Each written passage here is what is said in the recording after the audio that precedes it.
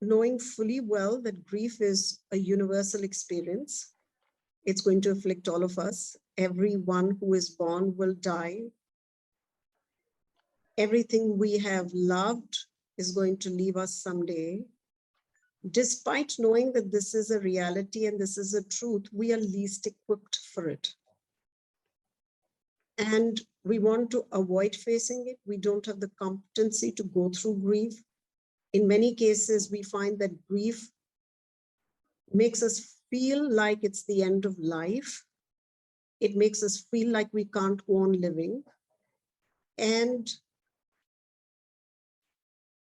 therefore, it requires us to reflect that if it's part of the human design, if this is how God designed human existence, that humans will lose and will grieve, because this is how we have all been designed. We are thinking, feeling species. Then God must have had a benefic reason for including grief in our human existence. Grief can't be the monster we perceive it to be. So how do we view grief? Do we view it as a dead end?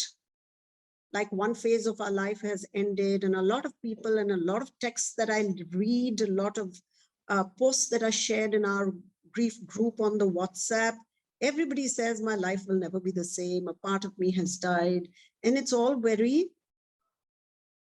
mournful, sad, almost like I have become incomplete because of this grief. And it seems like one part of my life has ended. I think that's a reactive way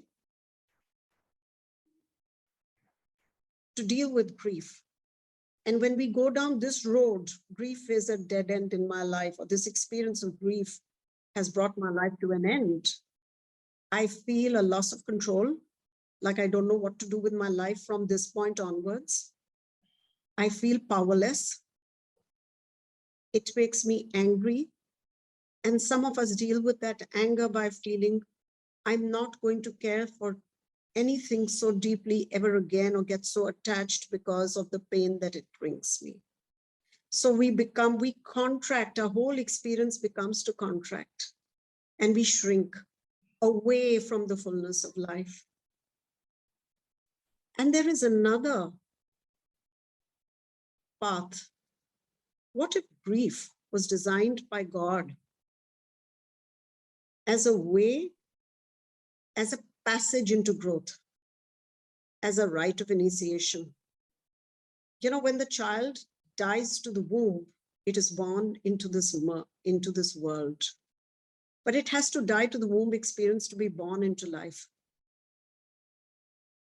And that very difficult passage of birthing, it's very excruciatingly painful for the arriving infant, which is very equivalent, or seems very much like our grieving process.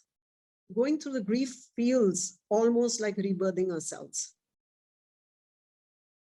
But if we choose to make it a passage to growth, then maybe by testing our endurance power and keeping us open and responsive, we can become more than we were before the grief struck.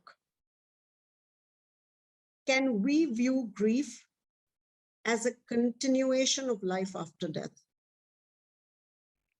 Is that possible for us to include this new paradigm and therefore get out of our own way by reacting, by losing faith in ourselves or in the people that we've loved or in God?